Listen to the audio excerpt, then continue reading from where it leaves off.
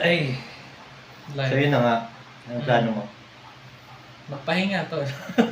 Na-stress na ako sa buhay. Pahinga. Next week ka na ulit mag... Oo. Siguro pahinga ako 2 to 3 days, ganyan. Hanggang sa ma-board ka na. Oo, yun yung parang i-exhaust ko lahat ng options ko dito sa bahay para matuto akong effortlessly mag-explore na ako sa labas. Which is kailangan talaga harap ng trabaho to. Pag wala kang trabaho tuloy, parang, di ba pag off mo, parang bitin. Pero pag wala ka ng trabaho, parang Yun yung dilemma ng lahat ng nagtatrabaho. Once a man unemployed. Unemployed ako siguro mga 4 hours. 4 hours ago. 4 hours ago. Kanina, nagko-call pa ako bigla na lang. Tara nga dito. Gan unemployed. Gan unemployed. Ikwento mo nga, Choy, Magulat nangyari. ako. Pumasok ka, anong oras? Actually, late na ako ng 1 oras kalahati. Yun. Nakatulog ako eh. Ang sarap ng tulog ko talaga. As in, Dumating ka dun 11 p.m. mga 11:30 ganyan. Siyempre, lagi na ganyan. Nagpakita pa ako kay TL na. Sabi ko, T, sorry. May ginawa lang ganyan. Tapos yun. Sige, hanap ko na. Hinanapan pa ako ng station talaga. Doon pa sa malayo.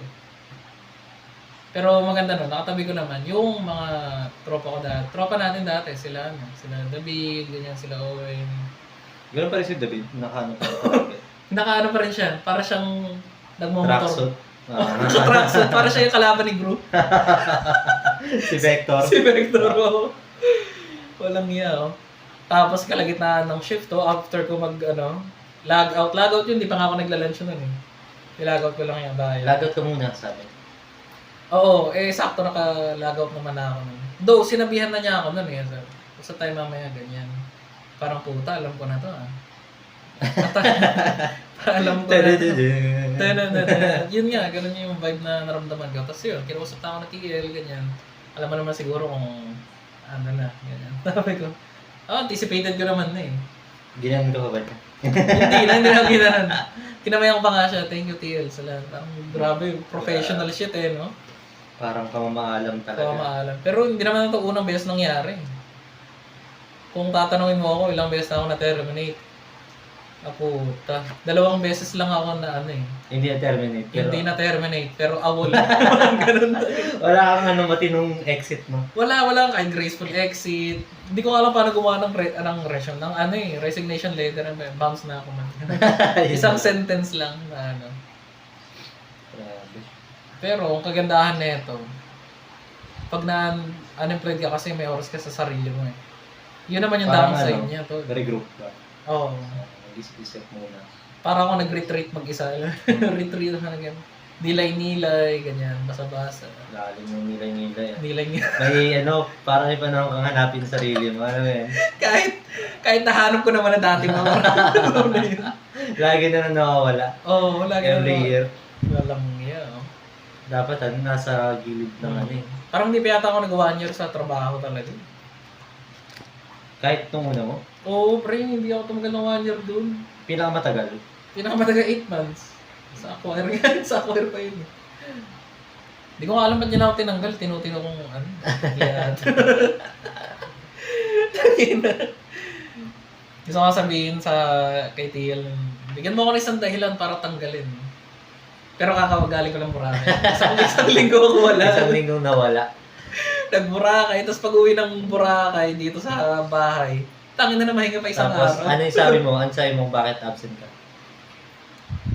Ano yung palusot mo? Ang palusot ko nun, nagka-lagnat ako, tapos paulit-ulit siya. Though may med-cert ako to. Yung med-cert mo, Choy. Yung med-cert ko, kaso nakapagtingin mo sa baba, Aklan.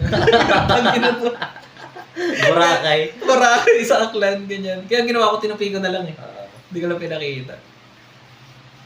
Pero Nagpapagaling sa beach. Paano nangyari? Hindi siya nagtaka ba't ako nagkasakit. Nagtaka siya ba't ako sa Aklan nagkasakit. Alam mo yun. Pero para sa akin, tama lang yung ginawa ko. At least naging masaya ako. Tsaka birthday din ni mama nun. Kailangan yun. Parang yun na lang yung nag-iisang birthday ni mama na umuwi ako. Kasi pag call center ka, tapos na yung loved ones ko lalim. Loved ones. Nasa probinsya. Podcast ka lang, may English ka na, lumalove ones ka na. Hindi ako ganito pag sa totoong buhay. Pero yun na lang yung parang freedom ko ba? Oo. Which is naapektuhan ngayon. Kita naman natin, tayo natanggal, ganyan. Nakaka-burnout din kasi, tsaka parang nakakapatay ng kaluluwa na paulit-ulit nangyayari kada araw. Oo. Di ba? Tapos, Hindi mo na nagagawa yung daily lalo routine pat mo eh. alam mo na, alam mo yun, bata ka pa, tapos ganun, stuck ka na sa ganyang lifestyle. Feeling ko lahat ng tao kaya mag-produce ng, alam ko sa'yo ko narinig yun. Kaya mag-produce ng art. Kahit anong klaseng platform pa yan. Kasi Yung nasa OnlyFans nga, art human yun. nature na. Yung OnlyFans nga, it's an art. It's an art Body kasi. is an art. Body is The body sa Wonderland. Sabi pa nga dyan, Mayor. Tangin na naman. Body, ang templo ng Diyos. Katawan ng templo ng Diyos. Grabe yung templo niya. Ang sikat na ng Nakakasok templo. lang na. Tangin na.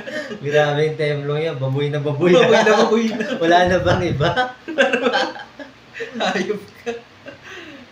Speaking of templo ng Diyos, parang gusto kong magpatato talaga dito. Ano siya? Templo ng Diyos. Nakalagay templo ng Diyos. Para Pero reference. ironic. Kasi templo siya ng Diyos, pero dinumihan mo. Yun nga eh. Pero kung babalik tayo sa call center, ayoko na talaga yung mag-call center eh. Feeling ko wala Siguro, naman. meron yung sweet spot feeling ko. Kasi Wala wala pa naman naman tayo hindi nakikitang industry na gusto nating gawin karera habang buhay. Pero Tama. in the meantime, hanggat nasa BPO ka pa, kailangan mo pang mag-stay dyan. Umanap ka nung yung swabing-swabe lang. Kunyari, email na work from home. So, Yun nga, chat support to work from, meron bang ganun? Pero, hindi ka stress, hindi ka nakakaramdam ng dread kapag papasok ka ng trabaho. Feeling ko, isang dahilan din kaya hindi ako nalungkot kanina kasi ayoko na dun eh. Parang Papasok ka pa ibang ng klase depressing na, kasi, di ba? oo nga eh. Papasok ka pa lang, alam mo nang ipipressure ka nila magbenta. Doon ginagawa lang naman nila yung trabaho nila. Pero iba eh. Lahat kalaban mo eh.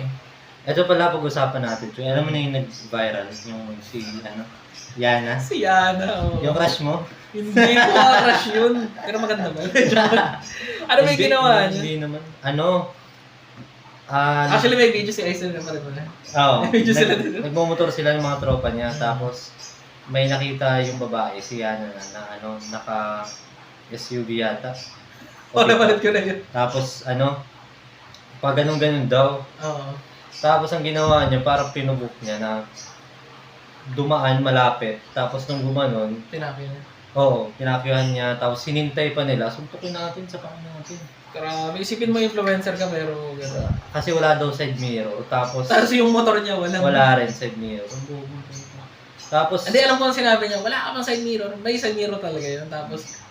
Tapos yung motor niya mismo lang side mirror. Parang kinwestiyon niya yung side mirror. bakit tama niya yung mali, pero mali rin yung Mali din siya.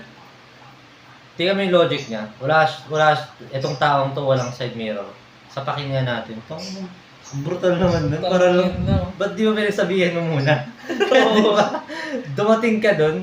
Kasi parang sabi ang ingay naman nito, ang bastos. Feeling Alam ko- mo nung may ginagawa tong tao. Bugbugin kaya natin to. Parang mas mali pa yung ginawa mo no? Pinatungan mo pa. Ano siya eh, feeling ko na-cloud na yung isip niya na, yun din yung fame, no? Oo, yun. Yun yung- Lumaki yung ulo niya. Lumaki ulo niya na, kaya ko na lahat, ganyan, sikat ako, ganyan. Hindi ako tinatablan ng bala. Kasi may yating-yating pala siya. Iba pala. Iba pala tol. Mystical pala yun, mystical siya. Pero iba yung ginagawa ng fame sa tao talaga.